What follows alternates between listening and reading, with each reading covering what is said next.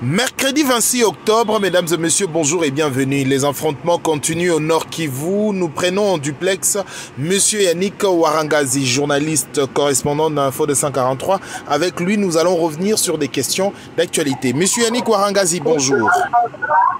Bonjour Raphaël Alukopa, bonjour à tous les auditeurs d'Info 243. Le coup de feu est à nouveau audible au Nord Kivu, à proximité de Bunagana. Monsieur Yannick Warangazi, quelle est la situation de Nord Kivu ce matin? Vous savez, toujours à quête de la reprise de la cité de Bunagana et de chasser ou soit de bouter hors d'état de nuire les rebelles du M23, les forces armées de la République démocratique du Congo sont toujours dans les états de Rutshuru en train de chasser l'ennemi. Comme vous le dites, aujourd'hui, déjà, depuis tôt le matin, les affrontements se sont poursuivis. Le coup de feu ont été audibles dans plusieurs entités du territoire de Rutshuru, plus précisément dans les groupements de Bweza et Jomba, les deux groupements occupés par le rebelle du M23. Alors, il s'agit des tirs ou des positions M23 ont été pilonnées par les forces armées de la République démocratique du Congo. Et voilà ce qui était à la base de ces coups de feu ce matin. Donc, les affrontements se poursuivent et les FARDC cherchent comment récupérer ces cités de Bunagana, toujours occupées par le M23 et les ralliés qui est l'armée rwandaise. L'offensive militaire de la force régulière de la République démocratique du Congo avance avec la puissance de feu. Ou qu'est-ce qui se passe actuellement dans la région? Voilà, tel que je l'ai dit, le groupement de Bweza et de Jomba sont pilonnés depuis les premières heures de ce mercredi 26 octobre par des batteries sol-sol, en tout cas des forces armées de la République démocratique du Congo. Et tel que je l'avais dit d'ailleurs dans mes précédentes interventions, les forces armées de la RDC sont en tout cas très déterminées. Elles veulent mettre à déroute l'ennemi qui inquiète toujours la quiétude de la population. Et d'ailleurs, eu égard à cette situation, il y a eu aujourd'hui un échange effectué entre le responsable des médias et le porte-parole de l'armée, le général Sylvain Gué. C'était au gouvernorat du Nord Kivu. Il a appelé les responsables des médias, c'était pour leur signifier, pour leur montrer, pour leur demander l'accompagnement, surtout pour mettre en route l'ennemi. Vous le savez, il y a plusieurs fausses informations qui circulent sur la toile, qui sont en train de montrer combien de fois les forces armées de la RDC sont en train de reculer, pourtant, sont des fausses informations. Et pour mettre fait à ces rumeurs, l'armée a fait appel aux responsables des médias en tout cas pour demander l'accompagnement des médias de la province du Nord afin que cette guerre soit vaincue par les forces de la République démocratique du Congo. Et aujourd'hui, est-ce qu'il faudra dire que la presse locale ne collabore pas avec le service pour mettre au parfum la population de la situation Nord Kivu? Et voilà ce qui était au cœur d'ailleurs de cet état-tête entre ces deux parties. C'est pas à dire que la presse locale n'accompagne pas d'ici les forces armées de la RDC dans la quête de la reprise de Bunagana, mais il y a plusieurs informations qui circulent. Je peux dire que ces fausses informations sont dites à des sources. Vous le savez, pendant cette période où le Rwanda agresse la République démocratique du Congo, il y a plusieurs structures qui se font passer pour des ressources et qui donnent des fausses alertes, des fausses informations. Et pourtant, vous le savez, ça fait partie des stratégies de l'armée. Et pour vaincre l'ennemi, il ne faut pas faire beaucoup de bruit, il faut faire des choses d'une manière silencieuse. Et voilà pourquoi les forces armées de la RDC ont fait appel aux médias.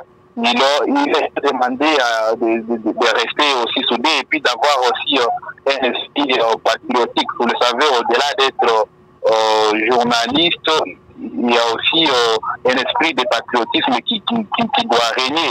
Aussi, si la population veut voir l'armée récupérer la cité de Nagana, il y a certainement, on doit certainement y avoir l'accomplissement de tout et chacun, surtout le confrère de la presse.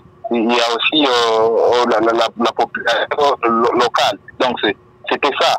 Il y a eu un échange pour voir comment l'armée peut gagner cette guerre avec l'accompagnement des médias tels que national ou soit voire même international. On a vu récemment les images où le maman de Nord Kivu était très révolté par rapport à la politique des dirigeants du Rwanda et cette situation d'insécurité grandissante au Nord Kivu et une tension qui régnait interdisant même la population ou le vendeur du Rwanda d'accéder en République démocratique du Congo. Quelle est la température actuelle à la frontière de la République démocratique du Congo et le Rwanda? Vous le savez, le Rwanda était voisin éternel de la République démocratique du Congo. Les deux pays partagent des frontières. Par exemple, ici à Goma, si vous fréquentez cette ville de Goma, la ville de Goma et celle de Gisenyi au Rwanda, ce sont les deux villes qui sont proches.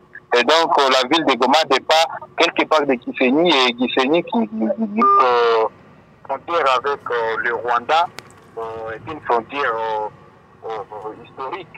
Donc, la République démocratique du Congo restera toujours éternelle de ce pays, le Rwanda. La ville de Goma dépend quelque part de Gisenyi, et tout comme Gisenyi dépend de cette ville. Il y a même les gens qui viennent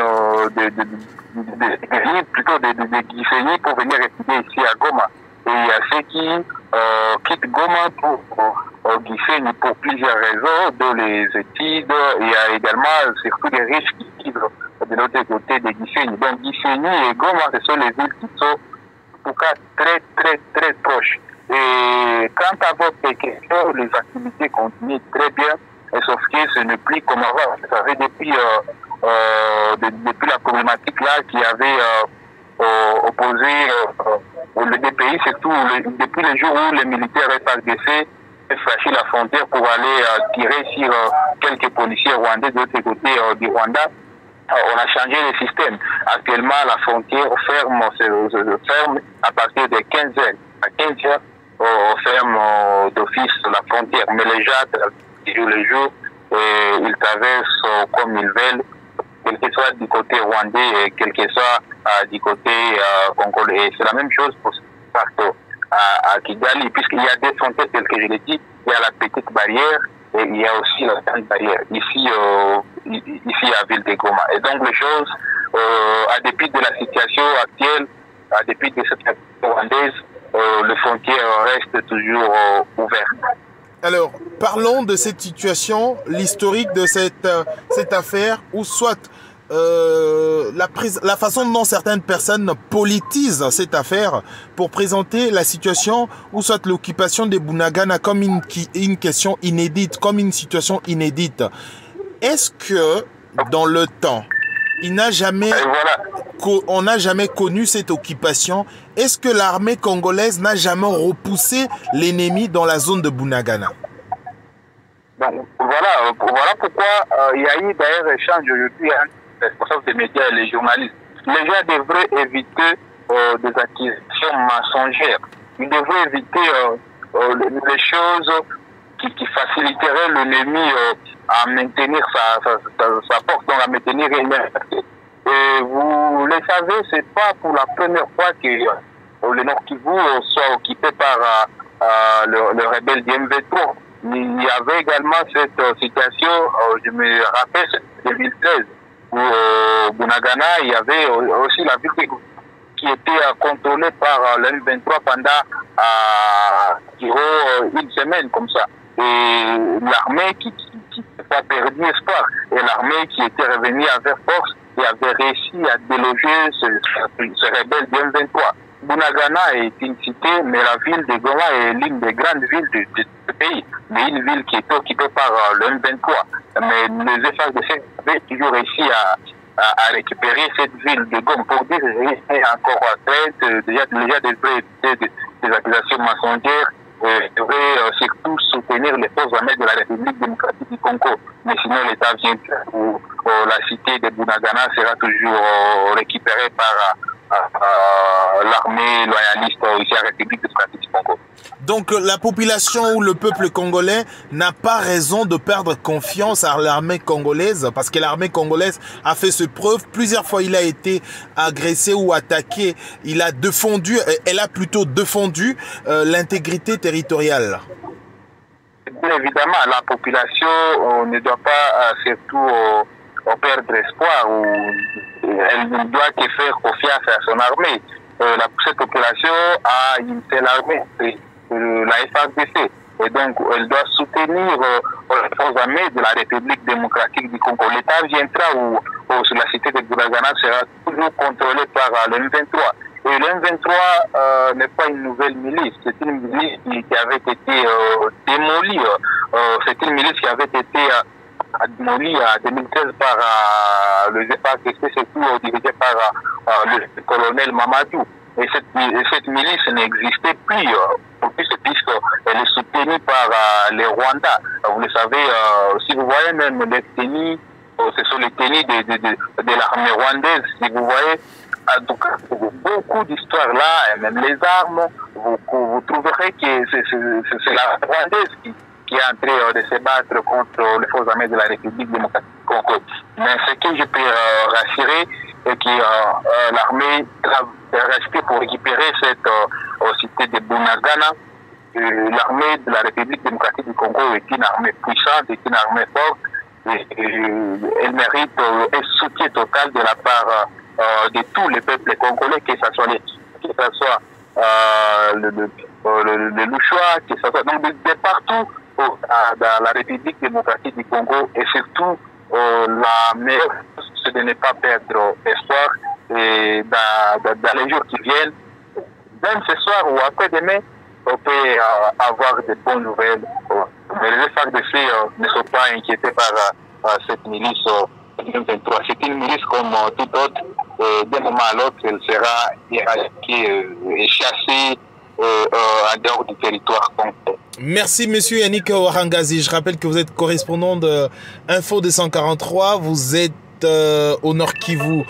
Merci pour votre disponibilité. Merci aux auditeurs de Info 243 pour votre attention. On se retrouve déjà ce soir pour une nouvelle édition. D'ici là, portez-vous bien. Au revoir.